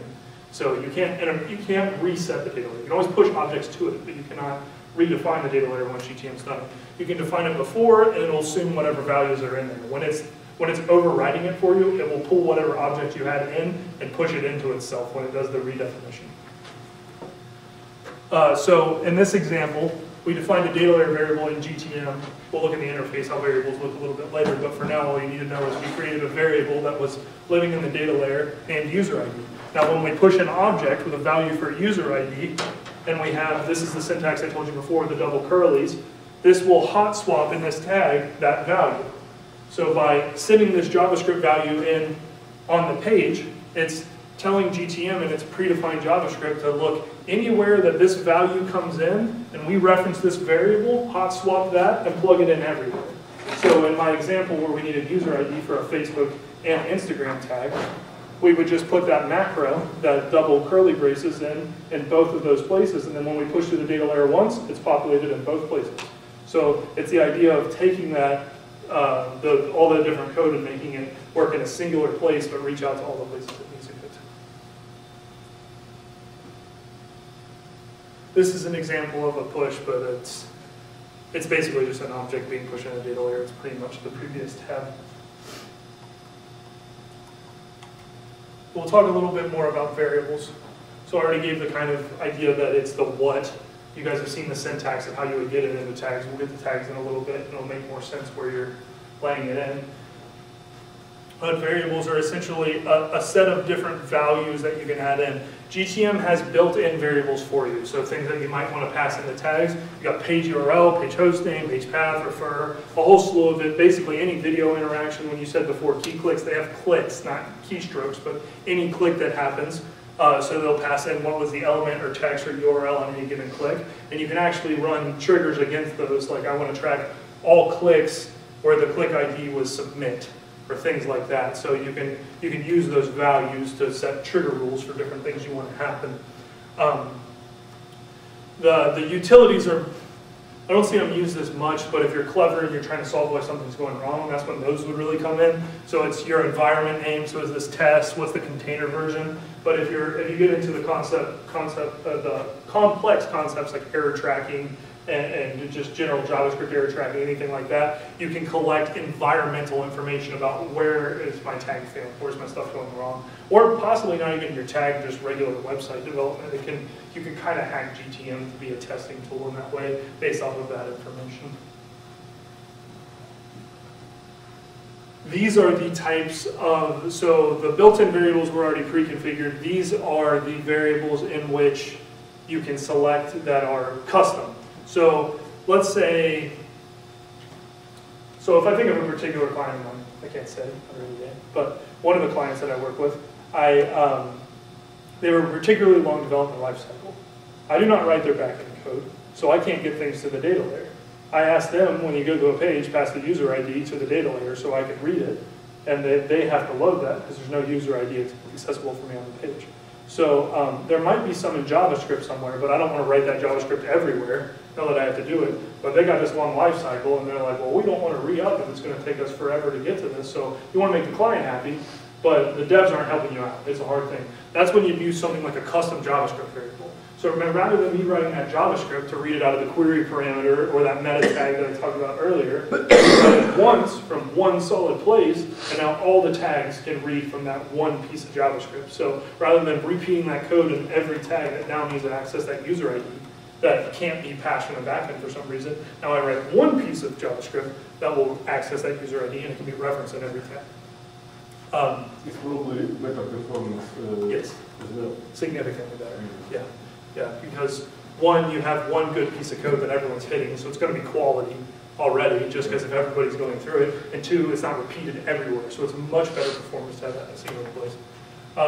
Data layer variables are the first example that I went through. So you're saying I'm going to have somebody pass it, whether it's us or somebody else, whoever it is, someone's going to pass this information in the data layer, read it straight from there. So it's literally attribute name as the variable, attribute name in the data layer. And it's just that simple. Whatever attribute name comes in there will be hot swapped into your values. You can have lookup tables, which is a fun one. So basically, you have a set of logic that if it's this value, I want this value. If it's this value, I want this value. And it's basically an object reading within an object.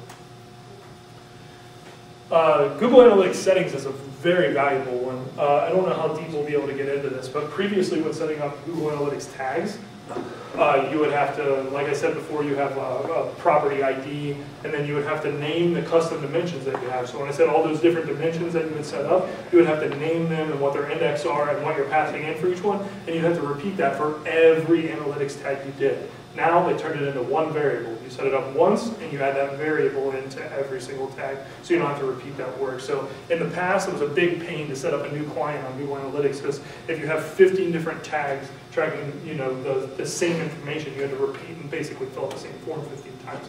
Now you stick it in a variable, pipe it over, it's all done. So none of you, fortunately, would ever have to live that, except for the few that have worked with it in the past. A custom event isn't a variable, that's a trigger.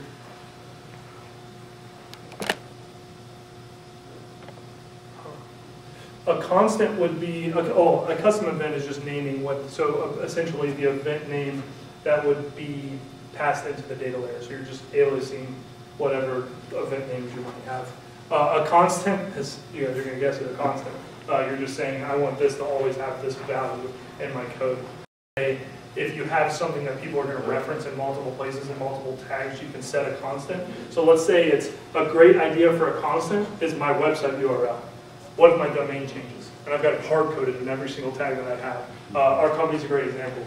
We were InfoTrust LLC, we bought InfoTrust.com. So we're no longer interested in InfoTrust LLC. We actually both redirect, so functionally operates the same, but we bought that other domain. So when we went through that process, had we not had the variable that was a constant that was InfoTrustLLC.com, that we could just take out the LLC, then we would be in a world of hurt going through every single tag that we have and curating all of them to make sure that we have to find that string and replace it. So if anything, there's going to be variable switching in the future. Set it as a constant, reference it everywhere, you can flip it. Very good practice, easy, hot swapping. So I already dove into this a little bit, but this is just an example of a custom JavaScript variable that you could use to set something. So not very valuable, but we're doing a math.ran to get a substring on date time. So it's just giving you a random. Okay.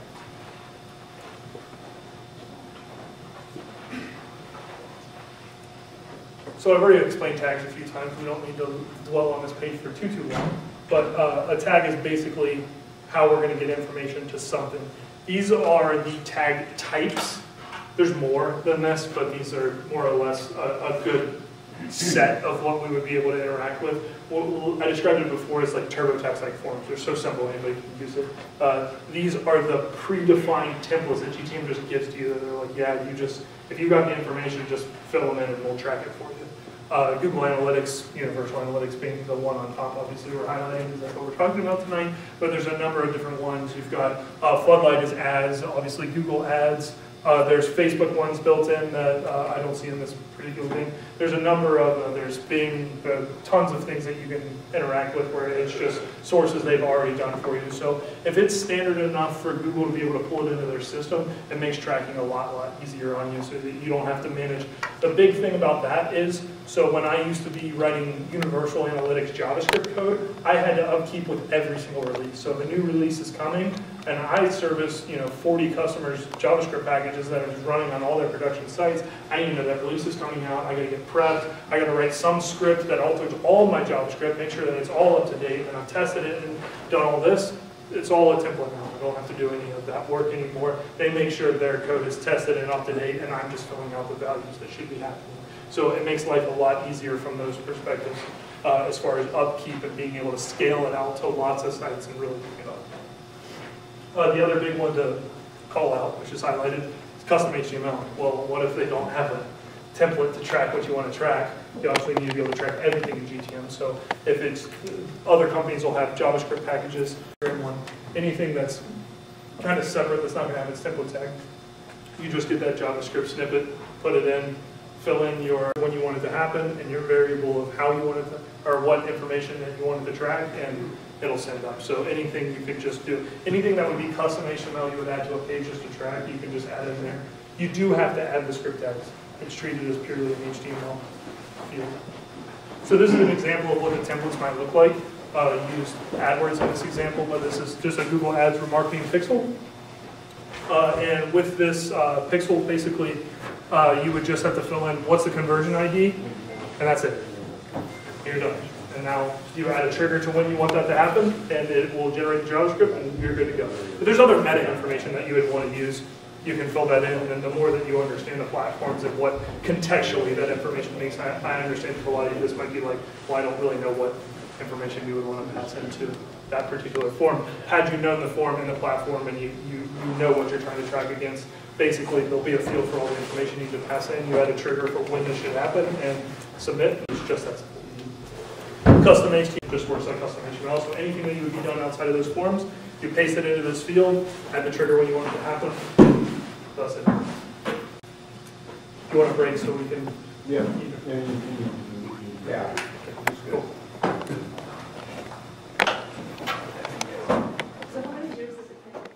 Hours, guys. I don't know what your average class length is. So. 3 hours. 3 hours. Is it really 3 hours? Yeah. Oh my word, that is terrible. Yeah, 5 hours. I shouldn't say that on camera. That's terrible. So what are things? I'm sorry. And they pay for it too. And they pay for it. You pay for the torture. Yeah. So we talk about CloudVision, we talk about Arista, you know, how we try and keep things simple. One of the things that CloudVision came out of was we had large companies, or we had companies that said, hey, you guys tell us about all your API, you tell us about automation, you tell us how you don't just have to go to CLI and CLI command line to manage our switches, but we don't have DevOps groups. We don't have groups that can create programs or build programs to do that. So what Arista did, probably 3 years ago or so, they came up with CloudVision. So the idea there, in our world, we talk about crawl, walk, run. So we try and teach people to, you learn to crawl, then you learn to walk, then you need to run. Programming, like if you're talking about programming a white box we talked about, that's more of a run, right? That's where people are really using programming to build their networks and automate their networks. So the idea behind CloudVision was, hey, let's give the customers a tool that they can manage our boxes simpler. And what that means for people maybe that haven't been in the networking, right? What we would have to do is every box, so let's say I have 100 boxes, 100 switches in my network, I'd have to go into all 100 of my switches if I wanted to make a change. Let's say I wanted to add some information where, because our switches will go out and they'll talk to the internet if they need to, right? Or they need to synchronize their time, so network time protocol. So I want to make a change to that, but I don't want to have to log into every one of my boxes to do it. So what we did with CloudVision, we said, okay, let's do it where we can start building our configurations. And when I talk about a configuration, this hopefully will be any of you guys or not new, but like a running configuration. I have the box. Let me do it a different way. The configuration that makes up the switch itself.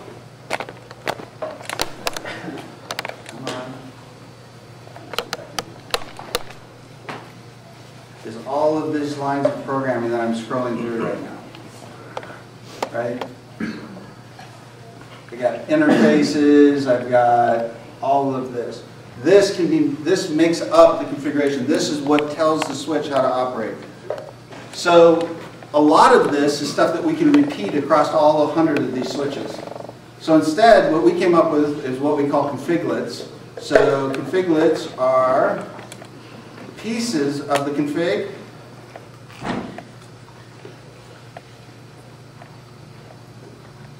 If I want to look at, say, a configlet for one of these switches.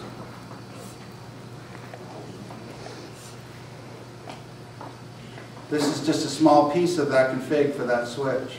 And what I'm going to do is I'm going to say, hey, I've got a config that goes across to all these switches.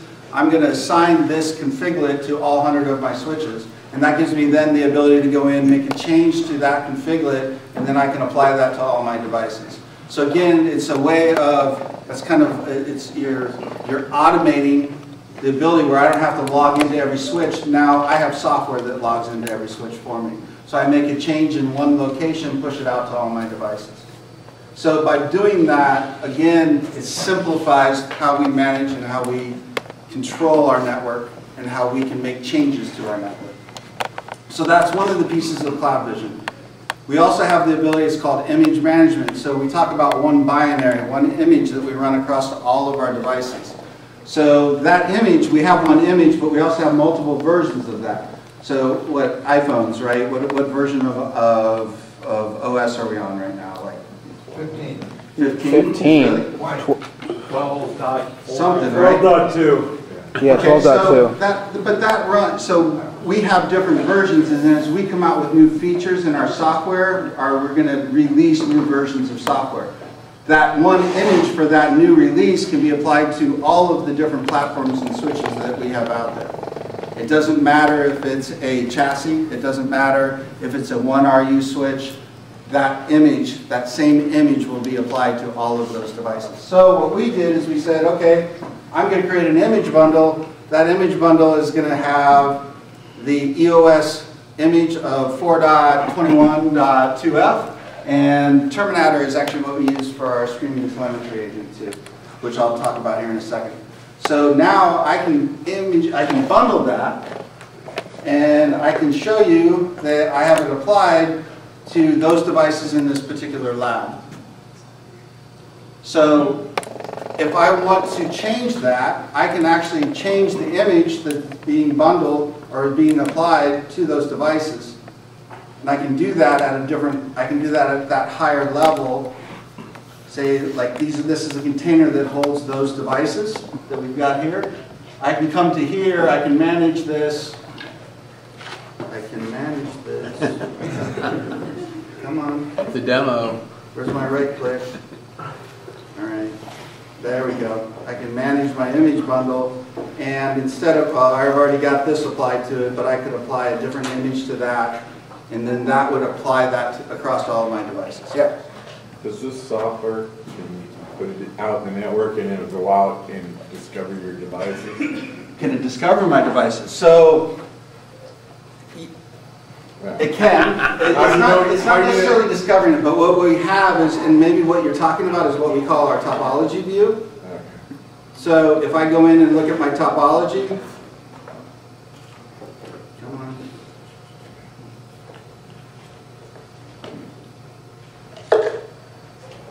Well, it's kind of my question. You got to go out and figure out all 200 devices and type their numbers into this software to get it to work. Okay, so to register a device, yes, you have to register the device. So I put in an IP address of that device, and I can put it in a list, and I can register all 100 of them with a paste of those IP addresses and register.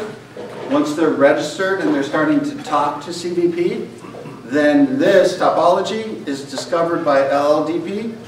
So it's your neighboring protocol, if you're familiar with that.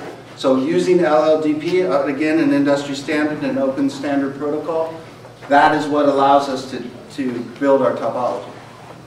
So did that help or hurt? All right, so,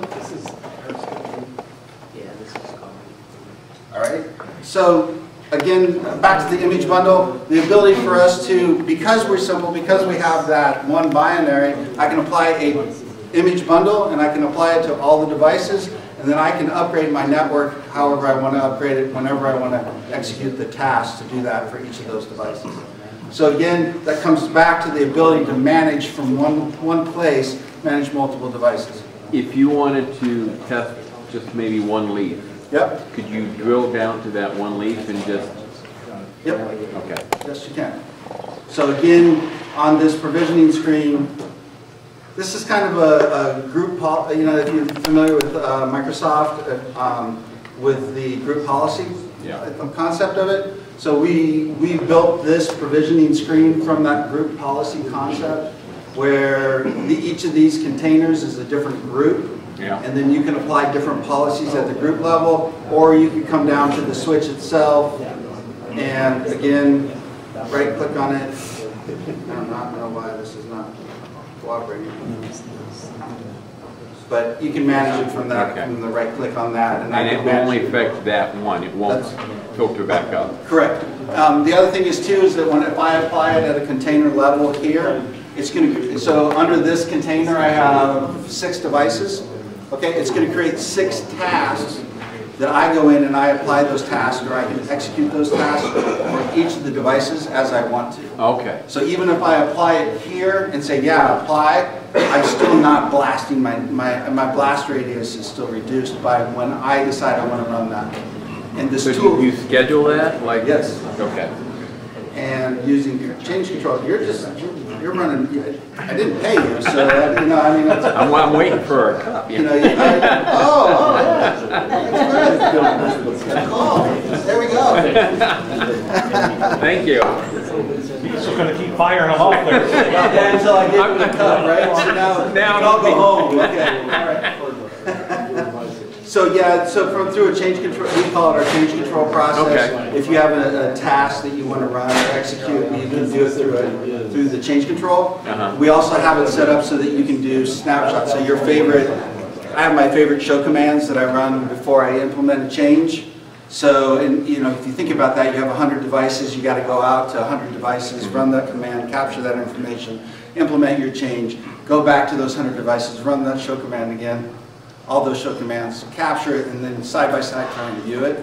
We do that with just the snapshot. So I say this is my favorite show commands, and execute the change control, and it goes out, takes that picture before, takes a picture after, and then puts a comparison. So what if I made a mistake and I pushed it out? Do you have a backup way to undo? Yes. So you can come in, and it's funny because again, let's see if I can get my right click to work. Man, what is going on? Bob, what'd you do to my computer? Yeah, I was messing with that. I'm sorry. Just control click it. Yeah, he was doing some command There we go. earlier. There we go. All right. So you can do where's it at? Manage rollback. Okay. Yep. So does it keep so many rollbacks, or just one? So that leads to another thing. So we talk about, I don't have another. That's fine. No, No, I can't. You just got my curiosity I up. think I have another. No, it's an empty box. Got some hard one for you. So streaming telemetry. I think early on in the presentation we talked about SNMP. SNMP is a polling, right? You can poll every minute, every 5 minutes, every 15 minutes. So what we do is we stream all the information from the switch to CVP. So any show command, any counters, anything that's changing on that switch is being streamed to CVP and managed. We have a Hadoop database, Hadoop database, HBase that's running. That's actually, it's holding all of that information in the CVP server.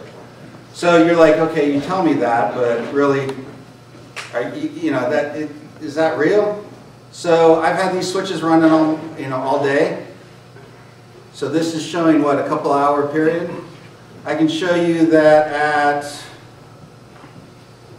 20. So what was that? 20. What's 20 minus 12, right? 8. So 8. So at 8:36:27, I had a CPU utilization at 42%. If I go to these, it was spread across, and I was doing, arrows in the way, but it was 40% and 42% across the 2 CPUs in that box. Okay, I've got 30 days of history. Okay. Down, if you saw, I'm down to the second. As counters are changing, as things are changing on this switch, it's being streamed. You're not waiting for anything to reach out. Everything is being sent back for all of the Arista devices in your network, back to CVP. What that means is my running config. I've got a running config from there. I've got a running config. Looks like it changed here. I can do a quick compare. Let's do it this way. So there's my, I can take my running config all the way back to here. Okay, that any changes that are being made, I can go back in time and see that. So, and that's not just the configuration, that's the ARP table, it's the MAC address table, that's the IP routing table, all of the things that we look at when we're trying to troubleshoot, right? That is all historical. We say we keep 30 days, we actually keep probably closer to 90 days. But we publicize 30 because that's consistent depending upon the scale that we're looking at. Does it have a reporting piece? I'm sorry? Does it have a reporting piece? A reporting, can you report out of it? So like there's certain pieces. Produce reports. So I can drill down and get like CSV files, those types of things. I can pull that information out. Any of these graphs that we're talking about, I don't really have a report that I can run to do that. Do you have APIs that we could write our own? Sure, absolutely. It's all in the database. You can get in the database. All the data flow. Okay. So I say that, but here's my telemetry browser, right? I can dig down into the database itself. I can start digging in, audit logs, just keep on going, right? I can dig down. So all of this stuff is available through our, what is it? Is it the, how do you get the API? I forget. It's this. We have an API browser that allows us to, what's that? On the top of it? There you go, yeah. Right side, yeah. Yeah, so, like this is our CloudVision. So if you want to get into the API, this is different ways to call that. Okay.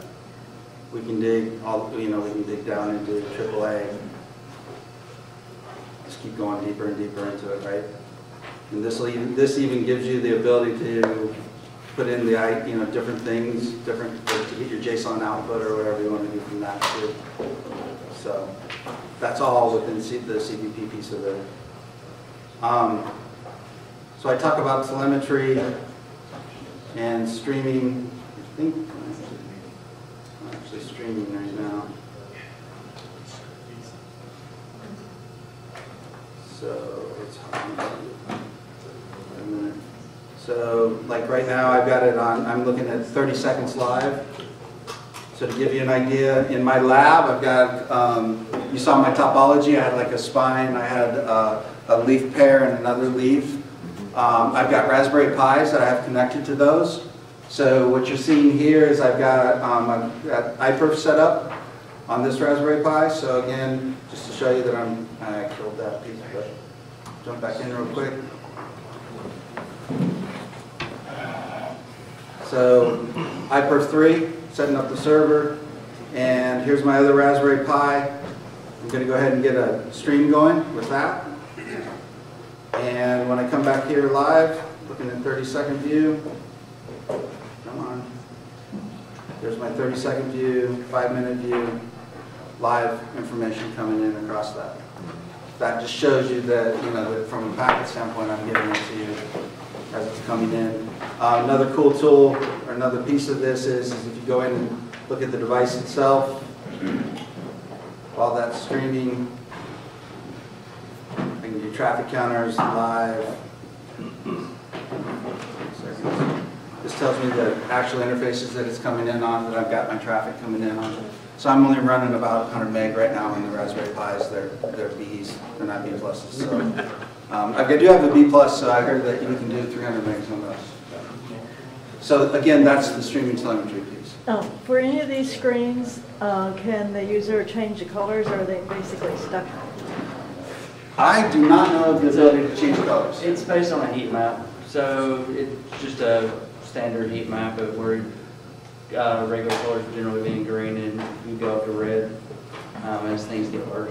Yeah, so in this case, like this is doing live throughput, so I showed you the topology. This is the topology, kind of a Visio diagram of your network, right? This is a live, so right now you can see I'm in between the 10 and 100. That's from the color standpoint.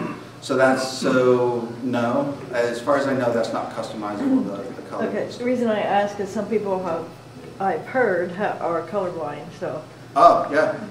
What is it? Chris, one of our network leads, he was talking about was it radio men or what was it that there was something about that where they tend to have in the military. That's where colorblind would end up. So. But anyway, so that's just a really fast. Because I know you guys we're running way over here. So, but to give you an idea, that's our GUI, that's our management, and again, it's just the ability to basically manage a lot of switches or a lot of things more, from a single point. Yes, sir. Can you go back to the provision tab for just a quick moment? Yeah.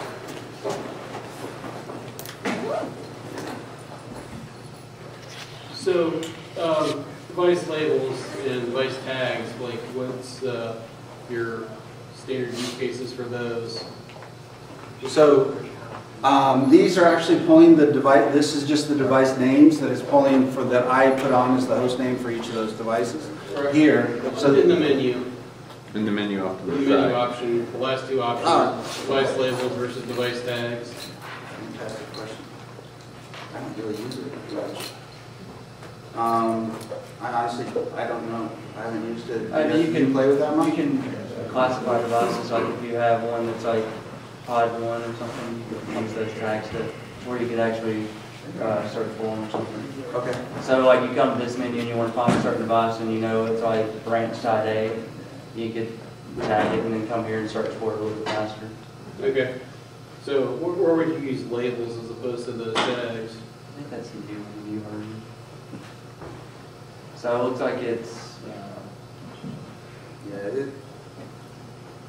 these look like they're generated for you, and it's labels based on like software versions, or like if we know that like CBX is our CloudVision Exchange. It's a tool that we have. It's like it could be used as like a controller for the XLAN. It knows that that's a CBX. We probably have the same for like VEOS Lab and vRouter. If you go to the next page, you'll probably start seeing vRouter or VEOS Lab. Yeah, VEOS at the bottom. So it's just things that it kind of understands based on what that switch is automatically. Okay, I was just curious. So I think the labels, device tags are more user defined. Device labels are based on the criteria. It sounds like. Yeah. Okay, thank you. So it's just a way to jump between. So this gives me a bit different different things in there. So again, that just a quick overview, and we're lost half the crowd anyway. So Yeah. So if anyone's interested in learning more, Kevin's got cards up there, but feel free to reach out.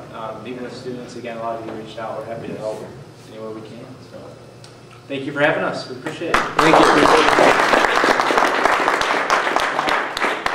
Just to give proper due, which make note that it was there.